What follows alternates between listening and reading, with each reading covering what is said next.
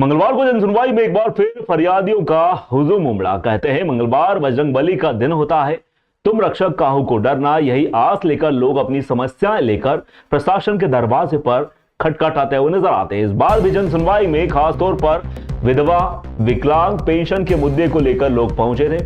वर्तमान में विधवा व विकलांग पेंशन 600 रुपए प्रति माह दी जाती है, जो जीवन यापन के लिए बेहद कम है। कई दिव्यांगजन व जरूरतमंदों ने प्रशासन मांग की है कम से कम 2500 रुपए कर दी जाए, जिससे वे अपनी बुनियादी जरूरत, लेकिन बार बार आवेदन देने के बावजूद इस पर कोई ठोस कार्रवाई नहीं की रही। क्या हो गया था? आप आए ना अब काहे के लिए आए थे? पेंशन के भले आए थे। क्या हो रहा है? कब मिल रहे हैं? कैसे मिल रहे? कितने मिल रहे हैं? 600। आप क्या चाहते हैं? कम से कम 2000 रुपये। क्या समस्या आती है आपको? हाँ सर। फरियादियों का कहना था कि कलेक्टर कार्यालय तक उनकी आवाज पहुंचती जरूर है, मगर हल कोई नहीं निकलता। इस जन सुनवाई में उमराव सिंह नाम के एक व्यक्ति की पीड़ा भी सामने आई। उनका कहना था कि उन्हें पहले मकान का पट्टा आवंटित किया गया था, लेकिन बाद में उसे वापस ले लिया गया। इस फैसले से वे बेहद आहत हुए। उन्होंने चेतावनी दी है कि अगर उनकी समस्या का समाधान नहीं हुआ तो वे अपनी जान दे देंगे।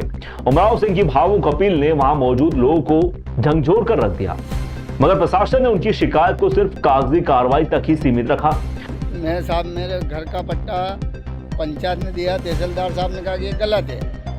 क्या बोला था कि मैं ये डोन का आएगा ना, तो और मेरा दाखला वाखला सब ले लिया उसने, और सब मैंने दो कम से कम ये देते जन सुनवाई में 100 कागज, और कल मेरे को 3 बार जेल पहुंचा दिया इसने। तो मैंने बोला इनसे कि ये डाउन का सही है कि ये सही है, तो इसका मेरा सर्वे नंबर पटवारी को क्या बोला, इसको सरकारी कर दे, ये 81 नहीं लेता है। तो क्या बोला, 81 ले लेता है तो सरकारी कर दे साहब। दूसरी बात, मेरे आग लगा दी थी अगली पार्टी ने, सुरेश मंजू भाई कोश ने।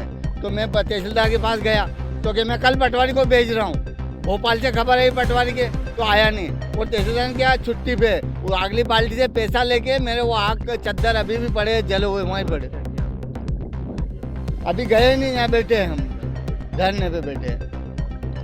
तो मैं पासी खाने के लिए आया हूँ साहब। मैं पासी खाना आया, तहसीलदार कहा से पासी, मेरे बच्चे दुखी हो गए हैं, पासी खाऊंगा साहब। तहसीलदार मालवी, दूसरा कोई नहीं कर। मैं एक बार 11,000 रुपये लेके गया, वो घर पे देखना आया, पंचनामा भी नहीं दे रहा मेरे को। मैं पासी खा के मर जाऊंगा। जन सुनवाई में आई इन तमाम शिकायतों ने सरकारी योजनाओं व उनकी जमीनी हकीकत पर सवाल खड़े कर दिए। जरूरतमंदों की गुहार कब तक अनसुनी रहेगी, यह देखने वाली बात होगी। समस्या नहीं है, कुछ ही दिव्यांगजनों की मांगे हैं। मांगों के संबंध में आपके द्वारा ज्ञापन दिया गया है, जिसमें इनके द्वारा जो इनकी जो पेंशन है, दिव्यांग पेंशन, वो बढ़ाए जाने हेतु शासन से मांग की गई है। और जो वृद्धा पेंशन है उसमें भी राशि बढ़ाए जाने संबंधी मांग की गई है।